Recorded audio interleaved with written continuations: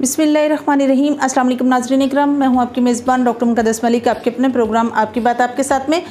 आज हम मौजूद हैं आज़ाद कश्मीर LA5 UC मलोट में और आपकी मुलाकात एक दबंग किस्म के कारकुन जो चौधरी परवेज़ अशरफ साहब के साथ मनसलिक हैं उनके साथ करवाते हैं। और उनकी रफ़ाकतदारी और वाबस्तगी जो है वो 1983 से चौधरी परवेज़ अशरफ के साथ है, लेकिन लास्ट इलेक्शन में उन्होंने मुस्लिम कॉन्फ्रेंस में मिर्ज़ा शफीक जलाल साहब का साथ दिया। आइए नाज़रीन, आपकी मुलाकात राजा शब्बीर हुसैन साहब से करवाते हैं, जो बोला के नाम से मशहूर हैं, फेमस हैं, उर्फ उनका बोला है। और इलेक्शन उन्होंने जो कंटेस्ट किया वो लोकल कौंसिल के मेंबर का इलेक्शन था, जो उन्होंने 1987 में कंटेस्ट किया पीपल्स पार्टी के प्लेटफॉर्म से। तो आइए आपकी मुलाकात उनसे करवाते हैं। अस्सलाम वालेकुम जी। वालेकुम अस्सलाम। कैसे हैं आप? करियर ठीक ठाक। सही। राज साहब, सबसे पहला मेरा आपके साथ सवाल ये है कि आपने जब अपनी बाकायदा सियासत का आगाज़ किया, सियासी सरगर्मियों में हिस्सा लेना शुरू किया, तो आपका मंशूर क्या था? मंशूर ये था कि अवाम की खिदमत और फलाई कम। सही। चौधरी परवेज़ अशरफ साहब के साथ आपका पक्का संग दड़ा है और आपका हमेशा उनके साथ साथ रहा है। लास्ट इलेक्शन में आपने मुस्लिम कॉन्फ्रेंस को सपोर्ट किया, इसकी क्या वजह? इसकी ये वजह थी कि उनको कहा था कि ये रोड नहीं है कडाले वाली जी जी कि इसको पुख्ता करें। किसी मजबूरी के तहत वो ना कर सके, हम नाराज़ हो गए। आप नाराज़ हो गए क्योंकि आपकी रफ़ाकतदारी काफ़ी पुरानी थी, तो आपकी बात जब ना मानेंगी तो आप नाराज़ हो गए। सही। राज साहब, आपने कर्नल इनामुल हक को भी सपोर्ट किया, उनका भी आपने दौर देखा, मिर्ज़ा शफीक जलाल साहब का भी आपने दौर देखा। अगर मिनिस्ट्री की बात करें तो आपके LA5 की मिनिस्ट्री की बात हो रही है, तो चौधरी परवेज़ अशरफ साहब का भी आपने देखा, कर्नल वक़ार अहमद नूर साहब का भी आप देख रहे हैं अभी तक स्टिल। तो आपको तमाम जितने भी आपके ये इलाके में LA5 के मिनिस्टर हैं या MLA हैं, सबसे ज़्यादा काम जो है इम्प्रेसिव किसका लगा, जिसने आपके इलाके या आपकी UC पर ज़्यादा काम किया? वो चौधरी परवेज़ अशरफ। चौधरी परवेज़ अशरफ साहब है। कौन कौन से काम उन्होंने किए? उन्होंने सबसे पहले तो सड़क का बहुत काम किया, नाले से बाहर निकाली है, उसको पुख्ता किया है। उसके बाद वाटर सप्लाई दी है, बिजली दी है, फिर आगे बोर्ड तक सड़क ले गए, फिर हमें ये पुल दिया, कॉलेज दिया, बहुत सारे काम के परवेज़ अशरफ ने इसकी नोट में किए। सही। कॉलेज आपका जो रन आउट है अभी इलाके में, और लोग उसमें बच्चियां जो हैं वो पढ़ रही हैं या? जी पढ़ रही हैं। जो तो कॉलेज की हैं वो तो जा रही हैं कडाले में, और हाई सेकेंडरी जो इधर की हैं वो भी पढ़ रही हैं। हायर सेकेंडरी स्कूल का भी जो चौधरी परवेज़ अशरफ ने आपको दिया, उसमें अभी भी बच्चियां स्टिल मतलब? नहीं, उन्होंने तो कॉलेज दिया था ना। कॉलेज दिया था। सही। यानी कॉलेज का समझ लें कि एक जैसे होता है कि टर्मिनल पास हुआ था, लेकिन उसके बाद कर्नल साहब ने वो कडाला ले गए, इधर से ख़त्म कर दिया। अच्छा, यानी कि कॉलेज का को ट्रांसफ़र कर लिया कडाला में। कडाला में। सही। सर, अगर आपके इलाके की हल्का की बात की जाए तो काफ़ी पसमानदा इलाका है आपके इलाके में, हमने विज़िट किए, बहुत पसमानदगी है, रोडों की कंस्ट्रक्शन नहीं है प्रॉपर तरीके से, गलियों में कोई इतना प्रॉपर काम नहीं है, सैनिटेशन का काफ़ी इशू है, हर कई मसले ऐसे हैं। आपको अपने इलाके में ज़्यादा मसाइल कौन से नज़र आते हैं? हमारे इलाके में ज़्यादा तो मसला है जो पानी का है, रोड का है। पानी बहुत दूर है, गहरा है, नलका नहीं निकाल सकता आदमी, गरीब आदमी है इधर। गरीब आदमी मजदूरी करे या नलका लगाए, इसलिए वाटर सप्लाई का ज़रूरी काम है, रोड का काम है, और स्कूलों का काम है। इधर लकड़ मंडी में हाई स्कूल दिया था चौधरी परवेज़ अशरफ ने, वो भी ख़त्म कर दिया कर्नल साहब ने। उधर भी काफ़ी तादाद में बच्चियाँ पढ़ती हैं। मसले मसाइल तो बहुत हैं ना। सही।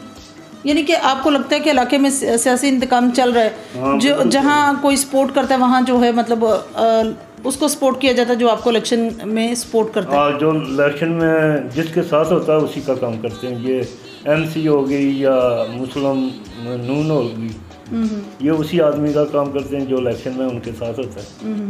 तो आपको कंफर्म है कि चौधरी परवेज़ अशरफ ऐसा कोई काम नहीं करते जो मतलब नहीं, वो इंतकामी कार्रवाई नहीं करता? नहीं करते। सही। बस एक छोटी सी नाराज़गी की वजह से आपने लास्ट इलेक्शन में मुस्लिम कॉन्फ्रेंस का जो है ना वो साथ दिया था। साथ दिया था, लेकिन बहुत उसका खमियाजा भी हमने भोगा है। यानी कि आपको खमियाजा किस सूरत में भुगतना पड़ा?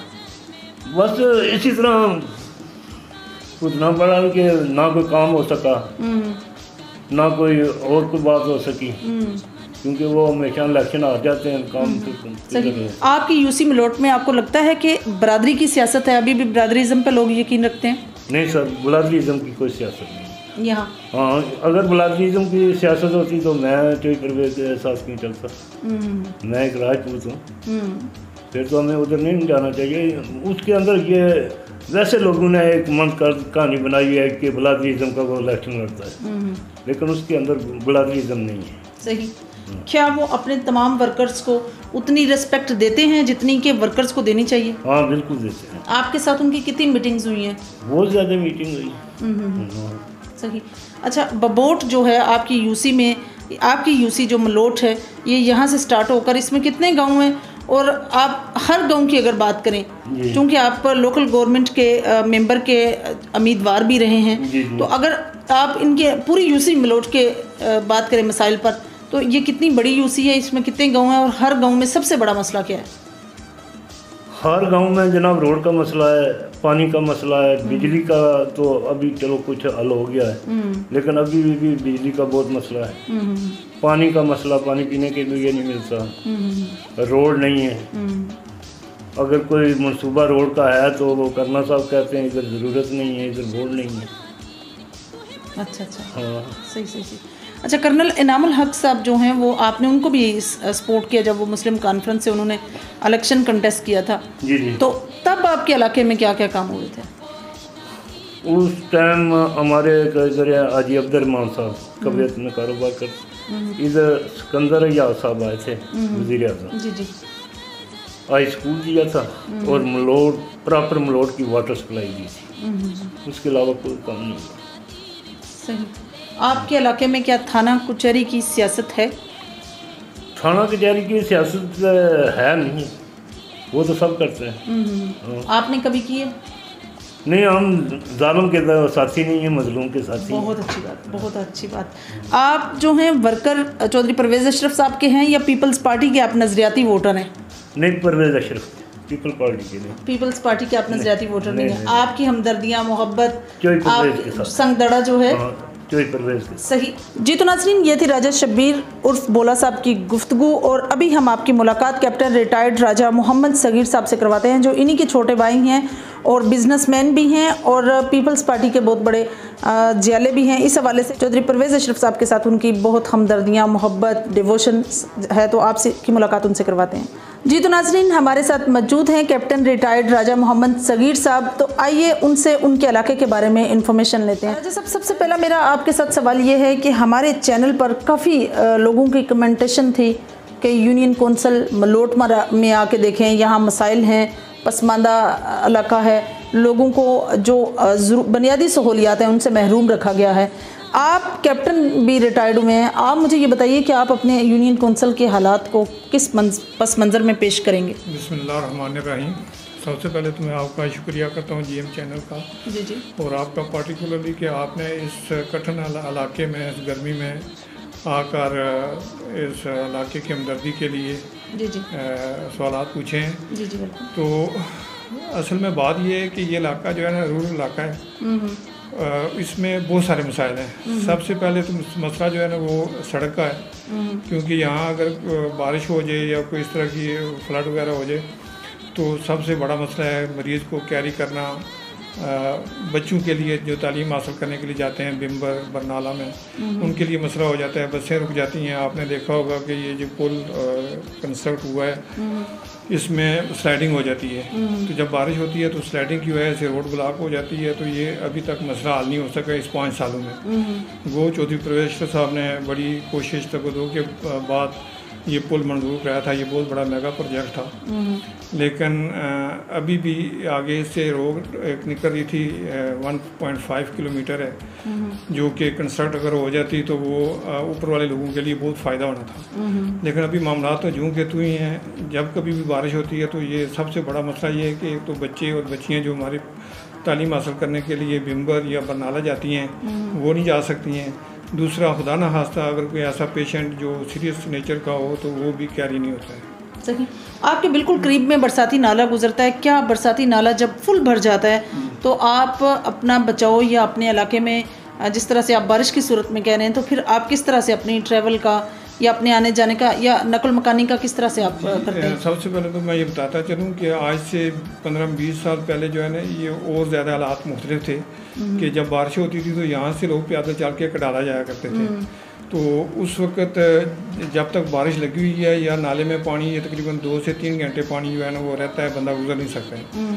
तो उस वक्त ये होता था कि वो पूरी सिस्टम जो है ना वो एक किस्म का ब्लॉक हो जाती है। मौसम होता है बरसात के मौसम में, तो यहाँ आमदोरफ्त रुक जाती है।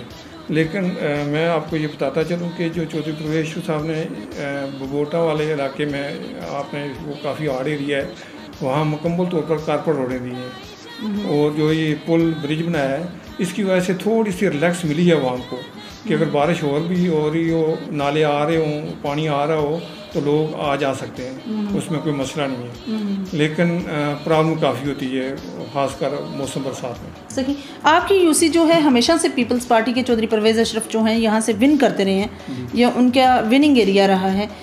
अब की बार चूँकि पीटीआई का भी एक नया दौर है आज़ाद कश्मीर में, और मुस्लिम कॉन्फ्रेंस में भी मिर्ज़ा शफीक जलाल साहब इस वक्त मोस्ट एक्टिव हैं, और कर्नल वकार अहमद नूर साहब की अगर बात की जाए तो उन्होंने भी नो डाउट काम किए हैं जिसकी वजह से लोग उनके साथ हैं। आपको चौधरी परवेज़ अशरफ साहब का ये जो इस बार का इलेक्शन है कैसा नज़र आता है? जी इंशाल्लाह पूरी उम्मीद है, क्योंकि उसकी मेन वजह ये है कि चौधरी परवेज़ अशरफ साहब कलेक्टिवली काम करते हैं। दूसरा, वो इंतकामी कार्रवाई नहीं लेते हैं कि अगर वो जीत जाते हैं, पीछे 3-4 दफ़ा वो MLA रहे हैं, तो उनकी ये खूबसूरती ये है कि उन्होंने कभी किसी से इंतकाम नहीं लिया। यहाँ अभी अगर आप देखें तो जो मौजूदा एक ट्रेंड चल रहा है कर्नल वकार अहमद नूर साहब के दौर का, इसमें टूटी नालियाँ जो है ना ये सियासत नहीं होती है।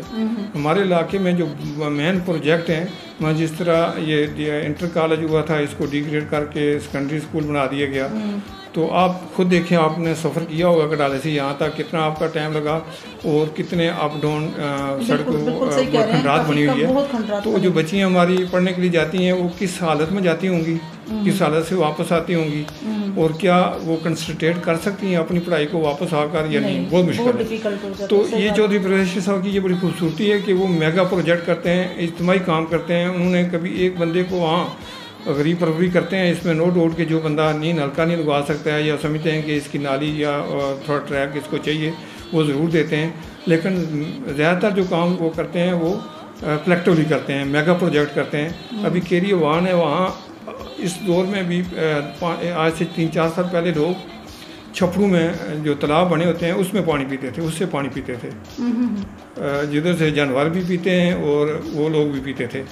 लेकिन इन्होंने वो मेरा 45 या 46 लाख का वो मेगा प्रोजेक्ट था जो उन्होंने बड़ी दूर से कबूतर गाला है, वहाँ से पाइपलाइन बिछवा कर उन लोगों को पानी दिया है।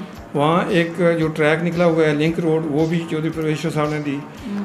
ये फिर जो ब्रिज बना हुआ है पुल मलोट यूसी मलोट का, ये भी उन्होंने दिया। एक लकड़ मंडी वो बैकवर्ड इलाका है, वहाँ उन्होंने लड़कियों के लिए हाई स्कूल दिया जो कि डिग्रेड कर दिया गया, कैंसिल कर दिया गया। हमारे मलोट स्कूल में बच्चों के लिए भी इंटर कॉलेज की ज़रूरत थी, लड़कियों के लिए तो डिग्री कॉलेज होना चाहिए था, लेकिन उन्होंने इब्तिदा डाली, इंटर कॉलेज दिया। लेकिन कर्नल वकार अहमद नूर साहब ने कहा कि नहीं, इधर ज़रूरत नहीं है, यहाँ के लोग अगर पढ़ गए तो ये पता नहीं क्या करेंगे, हमारी सियासत में जो है रुकावट डालेंगे। तो उन्होंने इसको डिग्रेड कर दिया, हायर सेकेंडरी स्कूल कर दिया। हायर सेकेंडरी स्कूल का डिसएडवांटेज ये होता है कि वो हायर सेकेंडरी रहेगा, उसको मज़ीद आगे प्रमोशन के चांस नहीं मिलेंगे। हाँ, प्रमोट नहीं कर सकते आप हायर सेकेंडरी। इसी तरह जो ऊपर वाले इलाके हैं वहाँ बिजली का बहुत बुरान रहता है। ये जो अभी थोड़ी सी बिजली आ रही है, ये कर्नल परवेज़ अशरफ साहब के दौर में, मैं आपने जो मैंने सवाल किया था मैं उसकी तरफ फोकस करना चाहता हूँ कि उन्होंने यहाँ अक्सर लोड शेडिंग रहती थी, वीक वोल्टेज आया करते थे, लेकिन उन्होंने एक फीडर दिया ये वान शरीफ के साथ, जिसकी वजह से अल्हम्दुलिल्लाह आज हम पखे की हवा के नीचे बैठे हुए हैं। तो ये उनका बहुत बड़ा कारनामा था।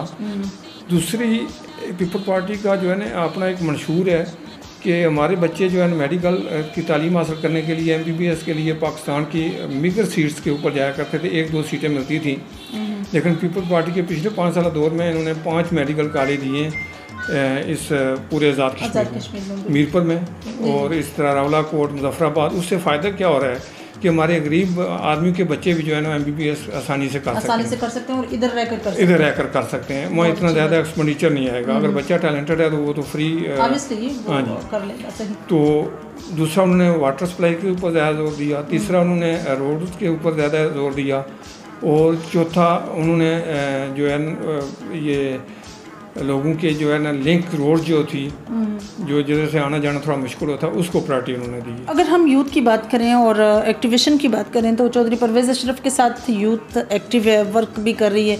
क्या आपको लगता है कि चौधरी साहब ने अपने दौरे इक़्तिदार में यूथ के लिए कुछ किया हो स्पेशल? जी, यूथ के लिए तो देखें ना, ये चीज़ें यूथ के लिए बुनियादी चीज़ें होती हैं कि उनको अगर बिजली सही मिलती है तो वो रात को पढ़ सकते हैं, एजुकेशन अपनी कंटिन्यू कर सकते हैं। अगर रोडें सही बनी हुई हैं तो अपनी हायर एजुकेशन हासिल करने के लिए दूर दराज इलाकों में ईज़िली जा सकते हैं। और थर्डली जो है ना वो आगे जब आदमी एक एजुकेशन हासिल कर लेता है तो उसके लिए मुलाजमत के चांस जो हैं वो ज़्यादा ब्राइट हो जाते हैं। तो इस पॉइंट ऑफ व्यू के लिहाज से भी उन्होंने काफ़ी जो है, जितने भी लोग हमारे पढ़े लिखे थे उन्होंने कोशिश की है, ख़ासकर हमारी यूसी मलोट से, कि उन्होंने काफ़ी लड़के जो हैं वो एम्प्लॉयड किए हैं। तो ये बेसिकली यूथ के लिए यही उनकी चंद एक ज़रूरियात होती हैं कि उनका आना जाना आसान हो, उनके रहने के लिए बिजली या दूसरी जो रिक्वायरमेंट बेसिक रिक्वायरमेंट होती हैं वो उनकी पूरी हों, और तीसरा जब पढ़ लेते हैं तो उनके लिए मुलाजमत के मौके जो है ना वो क्रिएट की जाए। अभी मैं एक थोड़ा पॉइंट आउट करता चलूँ कि हमारे जो कुछ हडाक मुलाजमीन थे जो अरसा 5 साल से इस पिछली गवर्नमेंट ने लगाए हुए थे, नून लीग ने, तो उनको फ्यू डेज पहले जो है ना वो उन्होंने परमानेंट कर दिया है, ग्रेड 1 से लेकर 18 तक, without PSC exam, without interview. अभी देखें, एक लड़का जो है वो टैलेंटेड है, PSC क्वालिफाई कर सकता है, तो वो लेकिन 5 साल ऐसे बैठा रहेगा क्योंकि वैकेंसी उन्होंने सारी की सारी फिल कर दी हैं। तो ये ज़्यादती है यूथ के साथ, ये जो है बहुत बड़ी ज़्यादती है। इस पर पीपल्स पार्टी ने जो है ना वो स्टे लेने की कोशिश की हुई है, होपफुली कि वो इंशाल्लाह स्टे हो जाएगा। सही। आप अपने इलाका के लोगों को, अपने हलका के लोगों को क्या मैसेज कन्वे करना चाहेंगे? जी, मैं मैसेज ये करना चाहूँगा कि इलेक्शन आते जाते रहते हैं। सबसे पहले तो पुरअमन तरीके से जिसकी भी कंपेन करते हैं पुरअमन तरीके से करें, आपस में लड़ाई झगड़ा ना करें, और उस लीडर को जो है ना वो आगे लाने की कोशिश करें जो काम करता है। काम साहब के सामने मैंने काफ़ी हाईलाइट किए हैं, क्योंकि मेरा वो ये फर्स्ट टाइम है इलेक्शन में। ज़्यादातर मैंने 34 ईयर जो है आदमी मैंने सर्व किए हैं। तो एक लीडर के जो अच्छा लीडर होता है वो उसकी पहचान ऑटोमेटिकली हो जाती है जब उसके काम जो हैं वो बोलते हैं कि ये अच्छा लीडर है, ये बुरा लीडर है। तो उस पॉइंट ऑफ व्यू के लिहाज से सबसे मेरी वाम हल्का LA5 के लोगों के, बुज़ुर्गों के, भाइयों के, दोस्तों के और माएँ बहनों के लिए ये पैगाम है कि आपस में कम से कम जो तलाक़ात हैं एक दूसरे के वोट जिसको मर्जी दें, लेकिन पुरअमन रहें, पुरअमन तरीके से कंपाइन करें और ऐसे लीडर को आगे सामने लाने की कोशिश करें जो टूटी नालियाँ या लोगों के साथ वो गलत भी है, गेट आउट या इस तरह के जो वर्ड इस्तेमाल होते हैं वो ना करें, बल्कि अपने वोटरों को इज़्ज़त देने वाला जो लीडर है उसको सामने लाने की कोशिश करें। बिल्कुल सही। लास्ट में एक बड़ा इंपॉर्टेंट क्वेश्चन है, 92 से अनवर्ड आपके इलाके में बल्दियाती इलेक्शन नहीं हुए आज़ाद कश्मीर में, और हर दफ़ा हर हुकूमत आती है कमिटेड होती है कि हम करवाएंगे, अनफॉर्चुनेटली कोई भी नहीं करवाता। आपको क्या लगता है अगर इस दफ़ा बल्दियाती इलेक्शन हो तो आप इलेक्शन कंटेस्ट करेंगे? असल में जो बल्दियाती इलेक्शन होते हैं ये डोर टू डोर जो है ना एक लीडर की जो रसाई होती है, लोगों के मामलात जो है ना वो हाईलाइट होते हैं। तो बल्दियाती इलेक्शन होने चाहिए, ये नाइंसाफ़ी है तमाम आज़ाद कश्मीर की अवाम के साथ जो बल्दियाती इलेक्शन नहीं हो रही। ये बेसिकली ये पहला स्टेप है सियासत का। तो जब पहले स्टेप को भी हम इग्नोर करेंगे तो फिर आगे वो पुराने लीडर जो हैं वो बार बार आते जाएंगे, नया लीडर पैदा नहीं होगा। तो ये बहुत अहम रिक्वायरमेंट है आज़ाद कश्मीर में बल्दियाती इलेक्शन की। कुछ ना कुछ करें, अगर आप नहीं यूनियन लेवल तक या मोड़ा लेवल तक नहीं लीडर बना सकते हैं, मेंबर नहीं बना सकते हैं, तो कम से कम यूनियन लेवल तक यूनियन काउंसिलर बना लें ताकि उससे जो है ना अवाम की एक इंटरेक्शन हो जाए। और जो छोटे छोटे मसाइल हैं, हमारे हज़ारों मसाइल हैं, एक से एक मैं अगर बयान करना शुरू कर दूँ तो कम से कम मुझे पूरा दिन लग जाएगा, बयान करने में दिन रात लग जाएगी। तो बहुत ज़्यादा बेसिक जो मसाइल होते हैं अवाम के, वो छोटे लीडर ही हाईलाइट करते हैं, और वो जब हाईलाइट करते हैं तो वो चीज़ें असम्बली में जाकर पास होती हैं। बिल्कुल सही जी। तो नाज़रीन, ये थी राजा मोहम्मद सगीर साहब की गुफ्तगू, जो इन्होंने अपनी लाइफ के 34 ईयर आर्मी में दिया और एज ए कैप्टन रिटायर्ड हुए हैं, और उन्होंने जो सियासी निचोड़ निकाला है अपने इलाका का, वो भी आपके सामने है, आपने सुना। बहुत अच्छे से उन्होंने बात की कि कभी भी सियासी इख्तलाफात आपस में पैदा करने की ज़रूरत नहीं है। एक कारकुन की हैसियत से अपनी अपनी कैंपेन अच्छे तरीके से करनी चाहिए। कभी भी किसी के दिल में ये मलाल नहीं होना चाहिए कि सियासी हम इंतकाम लें या सियासी दुश्मनियाँ पैदा करें। बिल्कुल पुरअमन इलेक्शन होना चाहिए। इंशाल्लाह जी, मेरी और आपकी मुलाकात होगी फिर किसी नए प्रोग्राम में। तब तक के लिए इजाज़त चाहती हूँ। अल्लाह हाफिज़।